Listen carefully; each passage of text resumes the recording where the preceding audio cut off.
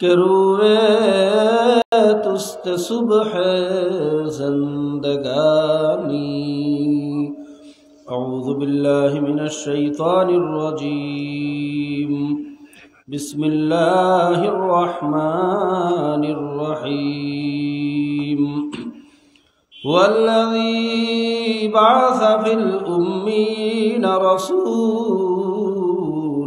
منہم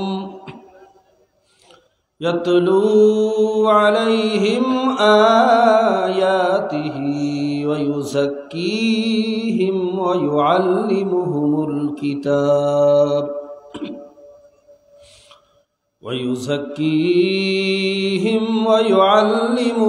الكتاب والحكمة وإن كانوا قبل لفي ضلال مبين وقال الله عز وجل في آية الأخرى ما سلككم في سقر قالوا لم نك من المصلين ولم نك نطعم المسكين وكنا نخوض مع الخائضين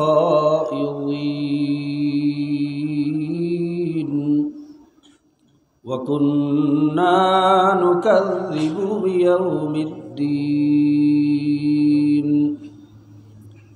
صدق الله المولانا العظيم وصدق رسوله النبي الكريم ونحن على ذلك لمن الشاهدين والشاكرين ربنا تقبل منا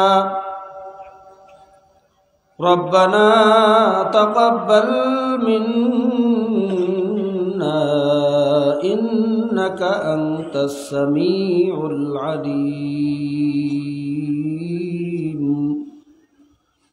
وتب علينا يا مولانا إنك أنت التواب الرحيم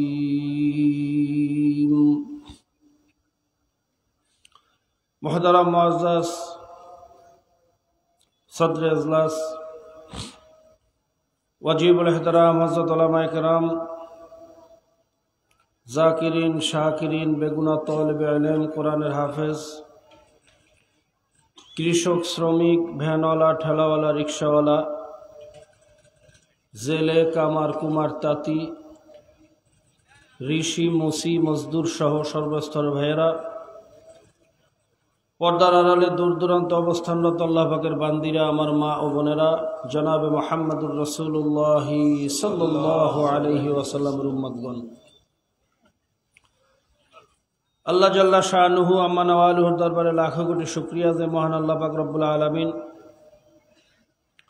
এই প্রচণ্ড ঠান্ডাকে উপেক্ষা করে দুনিয়ার সমস্ত কাজকর্ম ফেলে একমাত্র রেজায়ে মাওলার উদ্দেশ্যে कुरान एवं हादिसेर मजलिसे जाकिरीन शाकिरीनदेर साथे हक्कानी उलामाए केरामदेर साथे बेगुना तलेबे इल्मदेर साथे आसार मतो एवं बसार मतो तौफिक दान करेছেন एजন্য सबाई शुक्रिया दान एकबार बोली आलহামদুলিল্লাহ। भाइरा मजलिसटा যদিও ছোট্ট কিন্তু আল্লাহ পাকের কাছে অনেক দামি, কথা ঠিক না? কেমন দামি? আল্লাহ রসুল সাল্লাল্লাহু আলাইহি সাল্লাম বলেন, যেই মজলিসের ভিতরে আল্লাহ পাকের জিকির হয় হাফাতুমুল মালাইকা, ফেরেশতারা ওই মজলিসটাকে ঘেরাও করিয়ে ফেলায়। অগাশিয়াতুমুর রাহমা ওয়া নাযালাত আলাইহিমুস সাকিনা, আল্লাহ পাক ওই মজলিসের উপরে সাকিনা বর্ষণ করতে থাকেন, রহমত বর্ষণ করতে থাকেন। অন্য রওয়ায়াতে আসছে কুদরতি জবানে শুধু ডাকতে থাকেন, কে আছো গুনাহগার, আয় আমার কাছে মাফ চা, আমি মাফ করিয়ে দেব। অন্য রওয়ায়াতের ভিতরে আসছে 40 জন মুমিনের মধ্যে একজন আল্লাহর ওলি থাকে। এখানে অনেক 40 মুমিন আছে, আমার বিশ্বাস এখানে আল্লাহর ওলিও আছে। আর আল্লাহর ওলিদের অবস্থা কি? তাদের চেহারার দিকে নজর পড়ার সঙ্গে সঙ্গে সগীরা গুনাহ জড়িয়ে যায়। কাজী বাবা বড় মোবারক এক মজলিসে আমরা বসছি। যদি নিয়াতে খুলুসের সাথে বসতে পারি, কসম খাইয়ে বললেও ভুল হবে না, একটা মানুষকে আল্লাহ পাক খালি হাতে ফিরিয়ে দেবেন না। কাজে এরকম একটা দামি মজলিস, যেই মজলিসকে ঘিরে ফেরেশতারা দোয়া করে, আল্লাহ পাক রব্বুল আলামিন কুদরতি জবানে ডাকতে থাকেন, যেই মজলিসের উসিলে আল্লাহ আমাদের জীবনের সমস্ত গুনাহ থেকে মাফি দিয়ে দিতে পারেন, এরকম একটা মজলিস পাওয়ার পরে আমরা সবাই খুশি না বাজা? খুশি। সবাই খুশি না? আলহামদুলিল্লাহ। আলহামদুলিল্লাহ। যদি খুশি হইয়াই থাকি তাহলে আল্লাহ পাকের দরবারে একটু শুকরিয়া আদায় করা লাগে না? লাগে না? কাজে অন্তর থেকে, শুধু জবান দিয়ে না, জবান থেকে কি বলছি এটা আল্লাহ নেন না, আল্লাহ দেখে ওর দিলের ভিতরে কি আছে। কাজে অন্তর থেকে মোহাব্বতের সাথে সবাই শুকরিয়া দেন, একবার বলেন আলহামদুলিল্লাহ। তবে রাত্র অনেক হয়ে যাইতেছে, প্রচন্ড ঠান্ডা, লম্বা আলোচনা করব না। তাছাড়া আপনারা জানেন আমি আসলে কোনো ওয়াইজিনও না, বক্তাও না। চরমনে আল্লাহর কুতুবের সন্তান হিসাবে আল্লাহর কিছু পাগলেরা মোহাব্বত করিয়া দাওয়াত দিয়ে নিয়ে আসে, যেহেতু আসতেই হয় সেই হিসাবে ভাঙা চূড়া টুটা ফাটা যা পারি কিছু বলার চেষ্টা করি। সবাই দোয়া করবেন আল্লাহ পাক রব্বুল আলামিন এমন কিছু কথা আমার জবান থেকে বের করুক, যেই কথার মাধ্যমে আপনার আমার দেশ ও জাতির, ইসলাম এবং মুসলমানের সবার জন্য উপকার হয়। সবাই বলেন আল্লাহুম্মা আমিন। আমি পবিত্র কালামুল্লাহ থেকে 2খানা আয়াত তেলাওয়াত করছি। জানি না সব আয়াতের ব্যাখ্যা দেওয়া সম্ভব হবে কিনা। প্রথম আয়াতের মধ্যে আল্লাহ পাক রব্বুল আলামিন বলতেছেন, হুয়াল্লাযী বাআসা ফিল উম্মিয়িনা রাসূলাম মিনহুম ইয়াতলু আলাইহিম আয়াতিহি ওয়া ইউযাক্কিহিম ওয়া ইউআল্লিমুহুমুল কিতাবা ওয়াল হিকমা। আমি উম্মীদের মধ্যে থেকে এক উম্মী নবীকে প্রেরণ করলাম, যে তোমাদেরকে আয়াতে কারিমা তেলাওয়াত করে শোনাবে, ওয়া ইউযাক্কিহিম, যে তোমাদের আত্মাকে পবিত্র করবে, ওয়া ইউআল্লিমুহুমুল কিতাবা ওয়াল হিকমা, যে তোমাদেরকে কিতাবের ইলমে দীক্ষিত করবে, ইলম দান করবেন, ইলম শিক্ষা দেবেন। আল হিকমা আয় সুন্নাহ। সুন্নাহ বলা হয় আল্লাহর রসুলের কওল, ফেল, তাকরির। যেই কাজ আল্লাহ রসুল করছেন, করতে বলছেন, বা যেই কাজের প্রতি আল্লাহ রসুল সমর্থন যোগাইছেন, সমর্থন দিয়েছেন, এটাকে বলা হয় কি? সুন্নাহ। সবাই বলেন কি বলা হয়? এক কথা আল্লাহর রসুল তার জীবন আদর্শকে সুন্নাহ বলা হয়। যে তোমাদেরকে জীবন আদর্শ শিক্ষা দেবেন, সুন্নাহ শিক্ষা দেবেন। সবাই বলুন সুবহানাল্লাহ। নবী উম্মি। নবী কি? নাম দস্তকার জানেন না, নিজের নাম নিজে লিখতে জানে, দুনিয়ার কোন ওস্তাদের কাছে পড়ালেখা শেখেন, তিনি তোমাদেরকে ইলম শিক্ষা দেবেন, আদর্শ শিক্ষা দেবেন, আত্মা পবিত্র করবেন। জোরে কোন সুবহানাল্লাহ। যাই হোক, সেদিকে আমি যাব না, ওটা ভিন্ন বহাস। এই আয়াতে কারিমা এবং অসংখ্য হাদিস দ্বারা এটাই প্রমাণিত, সমস্ত মুহাদ্দিসিন কিরাম এই কথার উপর একমত, যে আল্লাহর রাসূল সাল্লাল্লাহু আলাইহি ওয়াসাল্লাম মূলত 4টা জিনিস নিয়ে এই দুনিয়াতে আসছেন। কয়টা জিনিস? 1 নম্বরে দাওয়াত, 1 নম্বরে দাওয়াত, 2 নম্বরে তালিম, মুখস্থ করেন, 2 নম্বরে তালিম, 3 নম্বরে তাসকিয়া, 3 নম্বরে তাসকিয়া, 4 নম্বরে জিহাদ ফি সাবিলিল্লাহ। বাস আমাদের কাজও 4টা। কয়টা? এই 4টার মধ্যেই সব আছে। এই 4 কাজের কোনো এক কাজকে যদি কেউ ছাড়িয়ে দেয়, সে ফাসেক, গুনাহগার। কি? গুনাহগার, ফাসেক। আর যদি এই কাজ, যে কোনো একটা কাজকে অস্বীকার করে, এর কোনো একটা কাজের বিরোধিতা করে, তাহলে সে কাফের হয়ে যাবে। কি হয়ে যাবে? মনে রাখবেন, আমল না করলে ফাসেক, আর বিরোধিতা করলে কাফের। মনে থাকবে ইনশাআল্লাহ। বাস আমাদের কাজও 4টা। কয়টা? জোরে কোন? 4টা। কামেল মোমেন হইতে হইলে 4 কাজ করা লাগবে। আমাদের দাওয়াত দেওয়া লাগবে, দিনের দাওয়াত, ইমানি ফরিজা দেওয়া লাগবে না? প্রত্যেকের কানে কানে আল্লাহ আল্লাহ রসুলের দাওয়াত, দিনের দাওয়াত। কি কথা ঠিক না? যেমন আপনারা এখানে আসছেন, দাওয়াত পাইয়া আসছেন না পাইয়া? দাওয়াতের একটা কাজ হইল, যদিও দাওয়াতের আরো অনেক পদ্ধতি আছে, এটাও একটা ভালো পদ্ধতি। এই পদ্ধতির মাধ্যমে মানুষ দিনের পথে আসে। কি কথা ঠিক না? এখন 2 নম্বর কাজ। 2 নম্বর কাজ কি? এর মধ্যে বলছে কি? তালিমের মাধ্যমে শিক্ষা দেওয়া লাগবে। কোনটা হকুল্লাহ, কোনটা হকুল ইবাদ, কোন কাজে আল্লাহ খুশি হয়, কোন কাজে আল্লাহ বেজার হয়, কোনটা ফরজ, কোনটা ওয়াজিব, কোনটা সুন্নাত। এইটা তালিম ও হালকা জিকিরের মাধ্যমে তালিম হয়, মাসিক ইজতেমা সবগুজারির মাধ্যমে তালিম হয়, দর্স তাদরিসের মাধ্যমে তালিম হয়, বয়স্ক শিক্ষার মাধ্যমে তালিম হয়। কি কথা ঠিক না? মনে রাখবেন, আমলের জন্য যতটুকু এলেম প্রয়োজন অতটুকু এলেম অর্জন করা প্রত্যেকের উপরে ফরজ। মনে থাকবে, আমলের জন্য যতটুকু প্রয়োজন অতটুকু এলেম অর্জন করা কি ফরজ। কিন্তু আফসোস এবং পরিতাপের বিষয়, আমাদের অনেক বড় বড় দায়িত্বশীল দেখা যায়, কেউ সদর হয়েছে, সেক্রেটারি হয়েছে, সভাপতি হয়েছে, সাধারণ সম্পাদক হয়েছে, অথচ এখন পর্যন্ত সূরা কেরাত ঠিক হয় না, নামাজ ঠিক মতো পড়াইতে পারে না, তার পিছনে নামাজে দাঁড়ালে নামাজ হয় না। আছে না?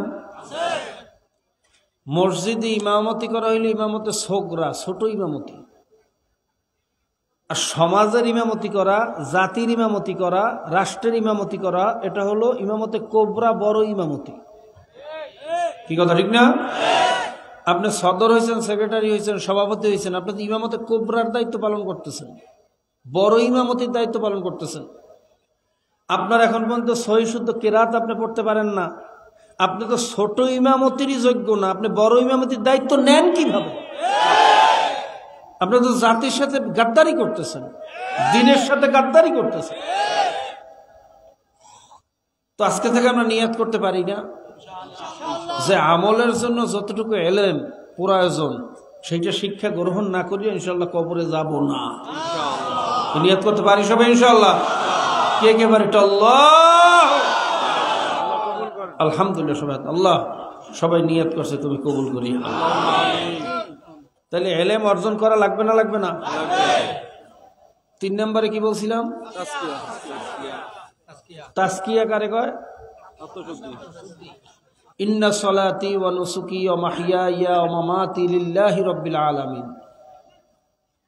আমার নামাজ, আমার কোরবানি, আমার কামাই, আমার খরচ, আমার লেবাস, আমার পোশাক, আমার বাঁচিয়ে থাকা, আমার মরিয়া যাওয়া, মোমেনের সব কিছু হইবে কার জন্য? আল্লাহ পাকের রাজি খুশির বাইরে মোমেন কোনো কাজ করতে পারে? জোরে কোন পারে? এইভাবে অন্তরকে তৈরি করা লাগবে। মনে রাখবেন, তাজকিয়া যদি না হয়, অন্তর যদি পবিত্র না হয়, তাহলে ওই নামাজ কোনো কাজে লাগবে না, ওই রোজা কোনো কাজে লাগবে না, ওই হজ কোনো কাজে লাগবে না। দলিল কি? ফাওয়াইলুল লিল মুসাল্লিন, নামাজীদের জন্য ওয়াইল দোজক। কাদের জন্য? মুখস্থ করেন, কাদের জন্য? বুঝলেন? নামাজ হলো বেহেশতের চাবি, আর সলাতু মিফতাহুল। নামাজ হলো বেহেশতের চাবি। ইন্না সলাতা তানহা আনিল ফাহশাই ওয়াল মুনকার ওয়া লাযিকরুল্লাহি আকবার। নামাজ নামাজিকে সমস্ত খারাপ কাজ থেকে বাঁচাইয়া রাখবে। নামাজ হলো সবচেয়ে বড় জিকির। জোরে কোন সুবহানাল্লাহ। ঈমানের পরে সবচেয়ে গুরুত্বপূর্ণ হলো নামাজ। কিয়ামতের ময়দানে মা সালাকাকুম ফি সাকর ক্বালু লাম নাকু মিনাল মুসাল্লিন। সাকর নামক জাহান্নামীদের কাছে জিজ্ঞাসা করা হবে, এ কপাল পরা, এই সাকর নামক জাহান্নামে কোনো মানুষ আসে নাকি? এত যন্ত্রণাদায়ক, এত আযাব, এত কষ্ট, এই জায়গার ভিতরে তুই কি কারণে আসছো রে কপাল পরা? তখন ওই কপাল পরা উত্তর দেবে, ক্বালু লাম নাকু মিনাল المصلين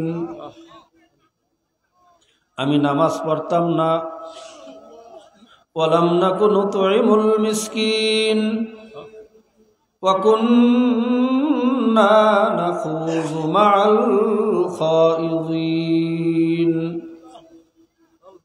আমি সমালোচনাকারীদের সাথে খালি সমালোচনা করতাম, তাহাকিক করতাম না। সত্য না মিথ্যা শোনা কথাই মানুষের কাছে বর্ণনা করতাম। আলেম ওলামাদের বিরুদ্ধে সমালোচনা করতাম, চরমুনাইয়ের বিরুদ্ধে আওয়ামী লীগের দালাল বলতাম। জোরে কান নাউজুবিল্লাহ, জোরে কান নাউজুবিল্লাহ। ওয়ালাম নাকুন নুতঈমুল মিসকিন, আমি এতিম মিসকিনদেরকে খাবার দিতাম না, ক্ষুধার্ত ব্যক্তিকে খাবার দিতাম না। আমি নিজে খালি পেট পুরিয়া খাইতাম। আল্লাহ পাকের সৃষ্টির শ্রেষ্ঠ জীব আশরাফুল মাখলুকাত মানুষ আমার পাশে না খাইয়া কষ্ট পায়, আমি তার খবর নিতাম না। জোরে কান নাউযুবিল্লাহ। তাহলে ঈমানের পরে সবচেয়ে গুরুত্বপূর্ণ কি? জোরে কান। অথচ এখানে এসে বলতেছে ফাওয়াইলুল লিল মুসাল্লিন, নামাজীদের জন্য ওয়াইল দোজখ। কি আশ্চর্য কথা না? কথা কয় না? কোন নামাজীদের জন্য ওয়াইল দোজখ? আল্লাযীনা হুম আন সালাতিহিম সাহুন,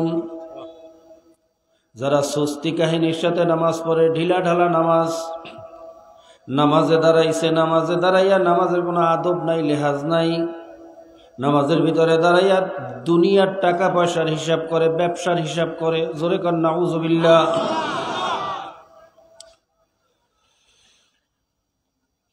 ভাইরা, নামাজের ভিতরে দাঁড়াইতে হইবে কার খেয়ালে? জোরে কন কার খেয়ালে? নামাজের ভিতরে দাঁড়াইয়া সুস্তি কাহিনী করবে, আল্লাহর খেয়ালে নামাজ পড়বে না, এই নামাজ নামাজিকে জাহান্নামে নিয়ে যাবে। তাহলে নামাজ পড়তে হবে কার খেয়ালে? জোরে কন। আল্লাযীনা হুম ইউরাউন, যারা মানুষকে দেখানোর জন্য নামাজ পড়ে, আমার মাওলার জন্য পড়ে না। যখন মানুষে দেখে তখন পড়ে, যখন মানুষে দেখে না তখন পড়ে না। আছে না নাই? জোরে কোন আছে না নাই? তাহলে নামাজ পড়তে হবে কার জন্য? সমস্ত ইবাদত করতে হবে কার জন্য? এইভাবে অন্তরকে তৈরি করা লাগবে। রাজি আছি না সবাই ইনশাআল্লাহ? আন্নাসু কুল্লুহুম হালকা ইল্লাল আলিমুন, আল আলিমুনা কুল্লুহুম হালকা ইল্লাল আমিলুন, আল আমিলুনা কুল্লুহুম হালকা ইল্লাল মুখলিসুন, আল মুখলিসুনা আলা খাতারিন আযীম। সমস্ত মানুষ ধ্বংস হবে, জাহান্নামে যাবে, শুধু আলেমরা কামিয়াব হবে, জান্নাতে যাবে। সমস্ত আলেমরাও জাহান্নামে যাবে, শুধু যাদের এলেমের সাথে আমল আছে তারাই একমাত্র জান্নাতে যাবে। সমস্ত আমলকারীরাও জাহান্নামে যাবে, শুধু যাদের আমলের সাথে খুলুসিয়াত আছে, তাকওয়া পরহেজগারি আছে, খোদাভীতি আছে, তারাই একমাত্র জান্নাতে যাবে। জোরে কোন সুবহানাল্লাহ। আল মুখলিসুনা আলা খাতারিন আযীম। আর এই খুলুসিয়াতের স্থানে পৌঁছা যেরকম কঠিন, এরপরে টিকিয়ে থাকা আরো বেশি কঠিন। কাজী বাবা, ইবাদত করতে হইবে কার জন্য? আরো জোরে কোন কার জন্য? এইভাবে অন্তরকে তৈয়ার করার নাম হইল খুলুসিয়াত। মনে রাখবেন, এই তরিকার যত সবক, যত জিকির আজকার, আল্লাহওয়ালাদের বই পুস্তক পড়া, বাইরে মাসিক ইস্তেমা বলেন, সবগুজারি বলেন, চরমুনাইয়ের মাহফিল বলেন, এর একমাত্র উদ্দেশ্যই হলো কলবকে তৈয়ার করা, খুলুসিয়াত অর্জন করা। কথা ঠিক না বেঠিক? জোরে গান ঠিক না বেঠিক? বাইরে খুলুসিয়াত অর্জন করাই লাগবে, অন্তরকে পবিত্র করাই লাগবে। বড় পীর আব্দুল কাদের জিলানী রাহমাতুল্লাহ আলাইহি একদিন রাস্তা দিয়ে যাইতেছেন, একটা কুকুরের জবান খুলিয়া গেছে। জিজ্ঞাসা করে, হুজুর আপনি ভালো না আমি ভালো? জিলানী রাহমাতুল্লাহ আলাইহি চিন্তায় পড়িয়া গেলেন, এখন কি উত্তর দেব, কি উত্তর দিয়ে আবার কোন বিপদে পড়িয়া যাই। যদি বলি আমি ভালো তাহলে তো তাকাব্বুরি হইয়া যায়, আর যদি বলি কুকুর তুই ভালো তাহলে আল্লাহ পাকের আয়াতের খেলাফ হইয়া যায়। আল্লাহ তো মানুষকে সর্বশ্রেষ্ঠ মাখলুক হিসেবে বানাইছে, কথা ঠিক না বেঠিক? চিন্তা করতেছেন আল্লাহর তরফ থেকে ভাইরা এলকা চলিয়ে আসছে। জিলানী রাহমাতুল্লাহ আলাইহি উত্তর দিতেছেন, হে কুকুর, যদি কিয়ামতের ময়দানে আল্লাহ পাক রব্বুল আলামিন আমাকে মাফ করিয়া দেয়, আমি আশরাফুল মখলুকাত, তোর সাথে আমার কোনো তুলনা নাই, আমি তোর চেয়ে 1000 গুণে ভালো। আর যদি খোদা না খাস্তা কিয়ামতের ময়দানে আমি আব্দুল কাদেরের হাতে পায়ে জাহান্নামের শিকল লাগিয়া যায়, হে কুকুর তুই আমার চেয়ে ভালো, 1000 গুণে ভালো, লক্ষ গুণে ভালো, কোটি গুণে ভালো, কারণ তোর কোনো হিসাব নিকাশ হবে না, তুই মাটির সাথে বিলীন হইয়া যাবি। আর আমি আব্দুল কাদেরকে কমপক্ষে 50,000 বছর খালি কিয়ামতের ময়দানে দাঁড়াইয়া থাকা লাগবে। উপরে সূর্যের গরম, নিচে তামার জমিন, 1 সেকেন্ড দাঁড়াইয়া থাকার ক্ষমতা কোনো মানুষের নাই। কাজী বাবা, নিজেকে কোনো অবস্থায় ভালো মনে করা যাবে না। আল্লাহ পাক রব্বুল আলামিন মাফ করার আগ পর্যন্ত নিজেকে কোনো অবস্থায় ভালো মনে করা যাবে না। मिटा दो अपने हस्ती को अगर कुछ मर्तबा चाहो के दाना खाक में मिलकर गुले गुलजार होता है। ভাইরা, নিজের অস্তিত্বকে বিলীন করিয়া দিতে হবে। যেরকম একটা বিসি বা দানা তার অস্তিত্বকে যখন মাটির সাথে বিলীন করিয়া দেয়, ওই বিসির থেকে গাছ হওয়ার আশা করা যায়, কথা ঠিক না বেঠিক? আর যদি বিসি বা দানা বলে না আমি মাটির সাথে মেলবো না, আমি মাটির চেয়ে ভালো, আমি কেন মাটির সাথে মেলবো, ওই বিসির থেকে দানার থেকে কিছুই আশা করা যায় না, কথা ঠিক না বেঠিক? ঠিক তদ্রূপ নিজের অস্তিত্বকে বিলীন করিয়া দিতে হবে। আমি কিচ্ছু না, আমি আলেম না, আমি পীর না, আমি চরমনের মুরিদ না, আমি চরমনের বীর না, আমি সাধারণ একজন জাহান্নামের কয়েদি, জাহান্নামের আসামি। মাওলার ফজল ও করম ও দয়ার উপরে আমার ভরসা। যদি আমার মাওলায় দয়া করিয়া মায়া করিয়া আমাকে মাফ করিয়া দেয়, তাহলেই আমার উপায় আছে। আর যদি খোদা না কাস্তা জাহান্নামের শিকল আমার হাতে পায়ে লাগিয়া যায়, আমার চেয়ে কপাল পোড়া, আমার চেয়ে নিকৃষ্ট আর সারে জাহানে হইতে পারে না। বাবা, এইভাবে নিজের অস্তিত্বকে বিলীন করিয়া দেওয়ার নাম হইল তাকওয়া। ভাইরা, আবু আবদুল্লাহ আন্দলুসী রহমাতুল্লাহ আলাইহি, তিনি ছিলেন জবানার সবচেয়ে বড় শায়েখ। শিবলি, নোমানি, জুনায়েদ, বগদাদির মতো লোক ছিল তেনার শাগরেদ। তিনি ছিলেন হাফেজে হাদিস, হাফেজে কোরআন। জোরে কান সুবহানাল্লাহ। আন্দলুসী রহমাতুল্লাহ আলাইহি একবার মুরিদদেরকে নিয়ে হজ করার উদ্দেশ্যে রওনা করছেন। কয়েক মঞ্জিল পার হওয়ার পরে একটা খ্রিস্টান বস্তির পাশ দিয়ে যাইতেছিলেন। ওই খ্রিস্টান বস্তির দিকে বাইরে একটা মেয়ের দিকে তার নজর পড়ছে। তিনি মনে মনে চিন্তা করলেন, আমরা কত ভালো, আমরা কত বুদ্ধিমান, আর ওরা কত খারাপ, ওরা কত বোকা। ওরা আজকে ভাইরা গোমরাহির পথে চলতে চলতে জাহান্নামে চলিয়ে যাইবে, আর আমরা হেদায়েতের পথে চলতে চলতে জান্নাতে চলিয়ে যাব। এই চিন্তা যখন ভিতরে আসছে ভাইরা, তার ভিতরে বিরাট একটা পরিবর্তন হইয়া গেছে। তিনি তার ভাইরা শাগরেদদেরকে বললেন, তোমরা হজে যাও, আমি যাব না, আমি ওই খ্রিস্টান মেয়েকে বিবাহ করব। জোরে কর নাউযুবিল্লাহ। মুরিদেরা বলে, হুজুর হজে না যান, বাড়ি ফিরিয়া যাই চলেন, কিন্তু খ্রিস্টান বস্তিতে গিয়ে মেয়েকে বিবাহ করার প্রস্তাব দেওয়া যাবে না। ভাইরা, মুরিদেরা হাজার চেষ্টা করিয়া বুঝাইতে পারলেন না। এদিকে ব্যর্থ হইয়া মুরিদেরা বাড়ির উদ্দেশ্যে ফিরিয়া গেছে। আবু আবদুল্লাহ আন্দলুসী রহমাতুল্লাহ আলাইহি খ্রিস্টানদের কাছে গিয়া প্রস্তাব করলো, ও খ্রিস্টানেরা, আমি তোমাদের এই মেয়েকে বিবাহ করতে চাই। খ্রিস্টানরা আন্দলুসী রহমাতুল্লাহ আলাইহিকে দেখিয়া চিনিয়া ফেলাইছে, এত জবানার শায়েখ আবু আবদুল্লাহ আন্দলুসী, একে যদি গোমরা করা যায়, ইসলামের এর চেয়ে বড় ক্ষতি আর কিছু হইতে পারে না। খ্রিস্টানরা বলে, আবু আবদুল্লাহ আন্দলুসী, তোমার কাছে আমাদের মেয়েকে বিবাহ দেব, কিন্তু একটা শর্ত আছে, আমাদের শিক্ষা সংস্কৃতি সম্পর্কে তো তুমি কিচ্ছু জানো না।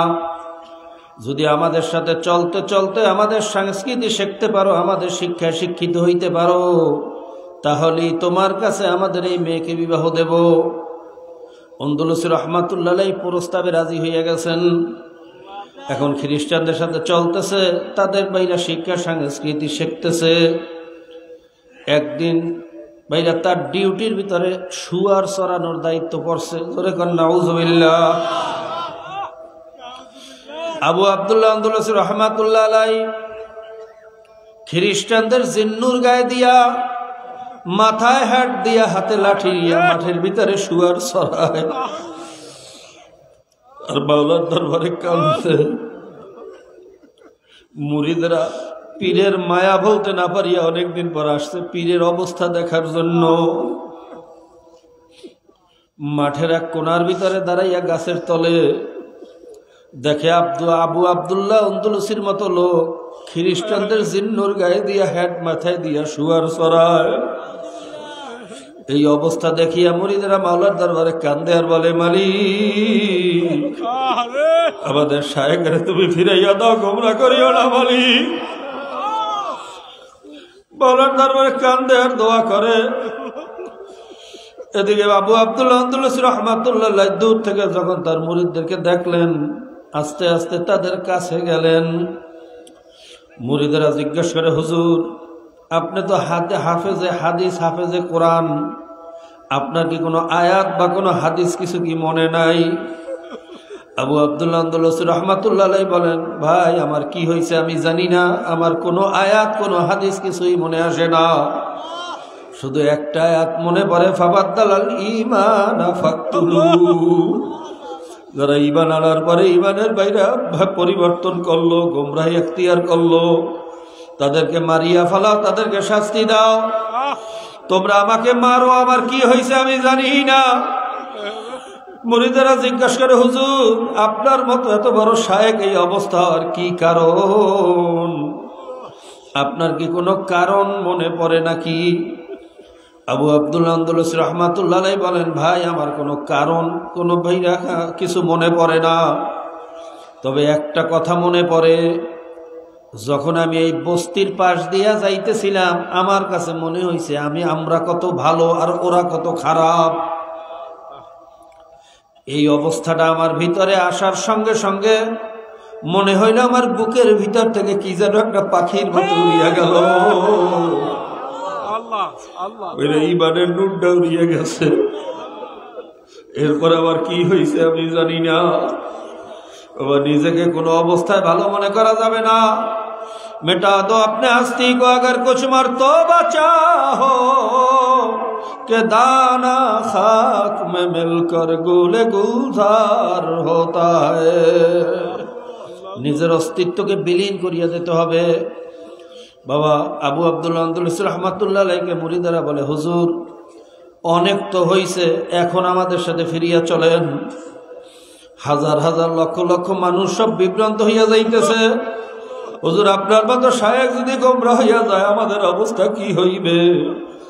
হাজারো বোঝানোর পরে আবু আব্দুল্লাহ আন্দলুসি রাহমাতুল্লাহ আলাইহি বুঝাইতে পারলেন না। তেনার শাগরেদেরা মুরিদেরা আবার ব্যর্থ হইয়া বাড়ির দিকে রওনা করছে। বাড়িতে যায় আর মাওলার দরবারে কাঁদে, মালিক যার উসিলায় তোমার এসেছি তারে তুমি গোমরাহ করিও না মাওলা, আমাদের শায়েখরে তুমি ফিরাইয়া দাও মাওলা, আমাদের শায়েখরে তুমি ধ্বংস করিও না।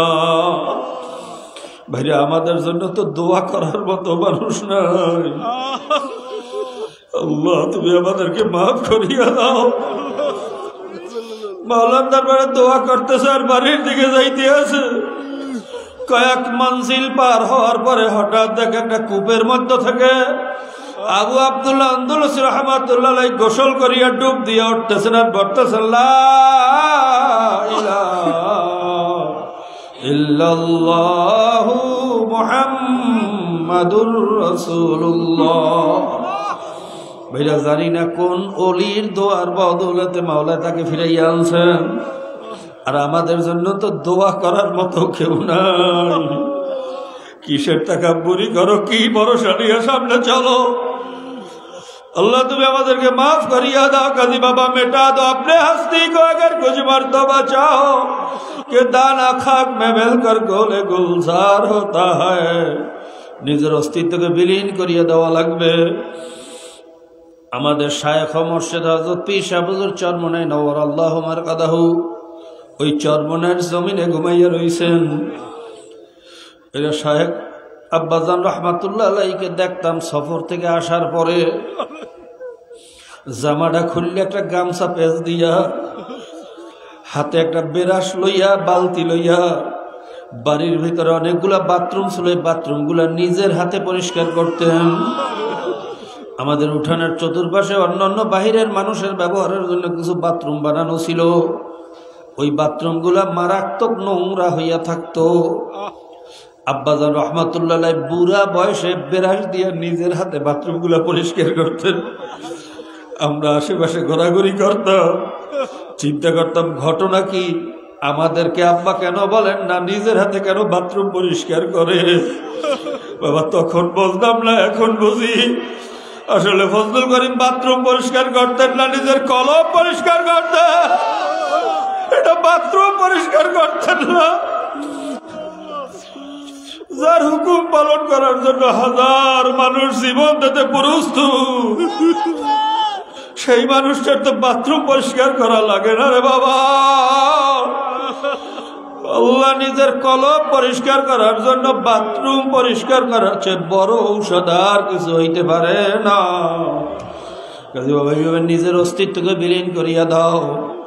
যদি আল্লাহর ফজলে নিজের অস্তিত্বকে এইভাবে বিলীন করিয়া দিতে পারি, আমি পীর না, আমি আলেম না, আমি মুরিদ না, আমি সাধারণ একজন জাহান্নামের আসামি। মাওলার দয়ার উপরে, মায়ার উপরে আমার ভরসা। কিয়ামতের ময়দানে মান নুকিশা ফাকাদ হালাকা। আল্লাহ পাক রব্বুল আলামিন যাকে ধরিয়া বসবেন, এই বান্দা এটা করছো গা, ওইটা করছো গা, এদিকে গেছো গা, ওদিকে গেছো গা। আহকামুল হাকিমিন রব্বুল আলামিনের সুয়ালের জবাব দেওয়ার মতো ক্ষমতা দুনিয়ার কোনো মানুষের হবে না। अल्लाह अल्लाह अल्लाह रलीला बोलते जू तेरे रहमत का मुनकर हो ओ मेरा दिल नहीं मांगना जिसको न आए ओ कोई सायल नहीं है करम परवर करो है करम परवर करो अपने गुनाहों पर न चाओ रहम की काबिल हो मैं इंसाफ की काबिल नहीं। मौला আমরা তোমার রহমতের দাবিদার, যদি ইনসাফের দাড়ি পাল্লায় ওজন দাও একজনও ঠেকবো না। দাড়ি পাল্লায় ওজন দিও না আল্লাহ, বিচারের কাঠ করে যারা করাইও না মাওলা। একবার তো তোমার দয়ার উপরে ভরসা, মায়ার উপরে ভরসা। আমল দিয়ে কোনোদিন পার হইতে পারবো না মাওলা, তোমার সুয়ালের জবাব দিয়ে সামনে যাইতে পারবো না রে মাওলা। তুমি দয়া করিয়া মায়া করিয়া আমাদেরকে মাফ করিয়া দাও। কাজী বাবা এইভাবে নিজের অন্তরকে তৈয়ার করো, নিজের অস্তিত্বকে বিলীন করিয়া দাও। প্রত্যেকের জন্য দোয়া করেন, আমার জন্য দোয়া করেন, আমিও দোয়া করি আমার মাওলা যেন তার গোলাম হইয়া কবরে যাওয়ার তৌফিক দেয়। আল্লাহুম্মা আমিন। আল্লাহ একটু ময়দানের দিকে চাইয়ে দেখো, এই ঠান্ডার ভিতরে কোনো মানুষ এইভাবে জমিনের উপরে বসিয়ে থাকতে পারে না।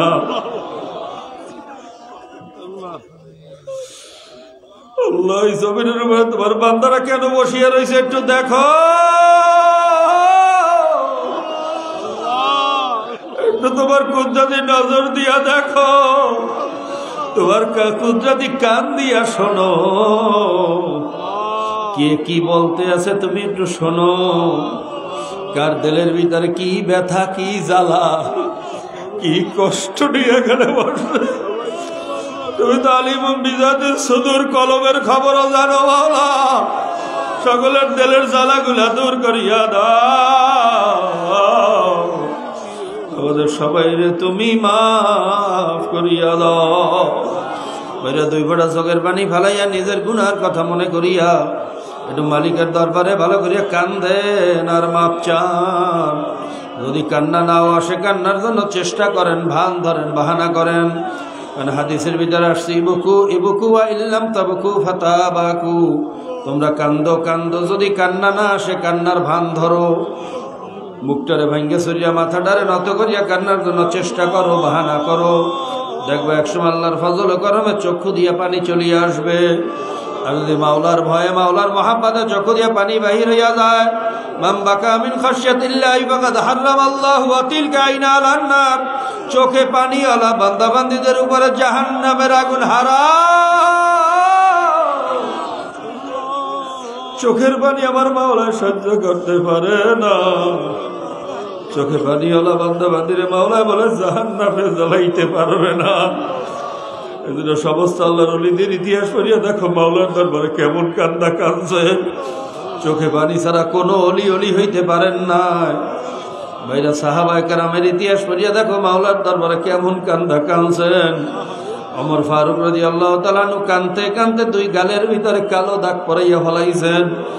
ওসমান গনি রাদিয়াল্লাহু তাআলা আনহু কবরের পাশ দিয়ে হাঁটতে পারতেন না, হাউমাউ হাউমাউ করে কান্না শুরু করিয়া দিতেন।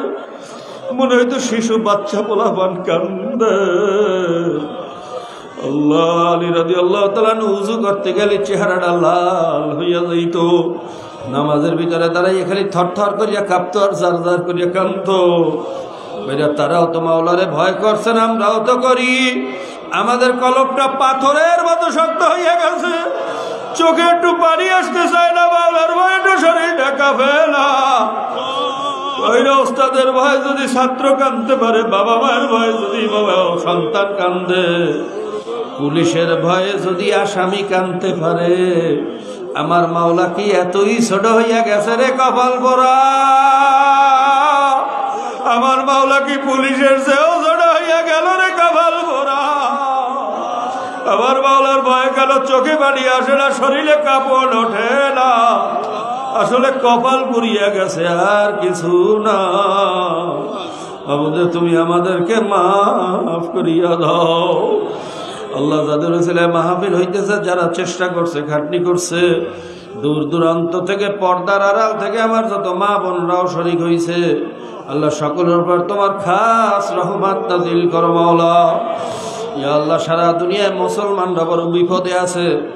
মুসলমানের রক্ত নিয়ে কাফের মুশরিকরা হোলি খেলা শুরু করছে।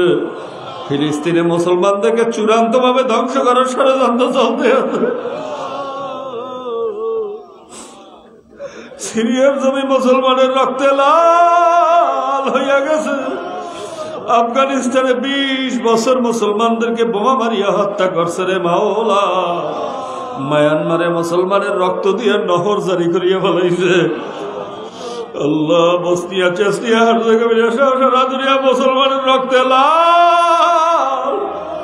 সারা দুনিয়ার মুসলমানদেরকে তুমি হেফাজত করো, খাস করে বাংলাদেশের মুসলমানদেরকে তুমি হেফাজত করো। আল্লাহ, আমার দেশের অবস্থাও ভালো না, দিন দিন খালি ধ্বংসের দিকে যাইতে আছে।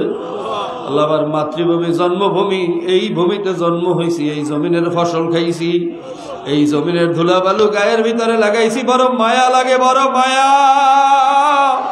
আমার দেশটারে তুমি ধ্বংসের হাত থেকে বাঁচাও মাওলা।